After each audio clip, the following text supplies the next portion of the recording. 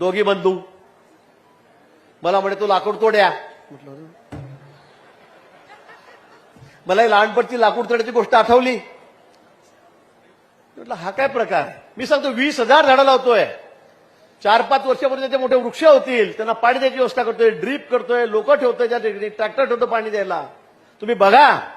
पण एकही वृक्षप्रेमी तिकडे फडकला नाही. 7-8 हजार झाडं लावली.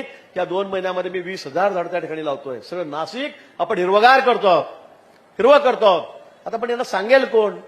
सगळे जण टीआरपी खाण्यासाठी काय चालले पुढे. पर आमचे आदित्य ठाकरे इतक्या दिवसांनी त्यांना आठवलं, ते सुद्धा झाडाला मिठी मारून गेलेत. चाललं काय मला समजत नाही. राज ठाकरे साहेब काही बोलतात, देवेंद्रजींवर बोलतात, मलाही लाकूड तोड्या म्हणतात. म्हणू द्या, ते मोठे आहेत. पण मला असं वाटतं की आपण काय करतात. भाजप म्हणे काहीच बोलत नाही, हिंदू मुसलमानांशिवाय काहीच बोलत नाही.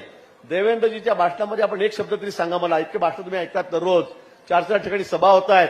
विकासाशिवाय ते बोलतच नाही. कुठलाही एकही शब्द तसा काढत नाही. पण यांना बोलायला काहीच नाही. हे सगळे कसे आहे, पावसाळा आला की एकदा पहिला पाऊस पडला, पाणी तुंबलं की जमिनीतून काय निघतं बाहेर. काय येतं, बेडूक येतो. आणि ड्राव ड्राव ड्राव आपण होतो. एवढ्या एका राज्यातून आले कसे काय एवढे बेडूक सगळे. ते सगळे मोठमोठे बेडूक जमिनीतून बाहेर येतात आणि लागतात ओरडायला.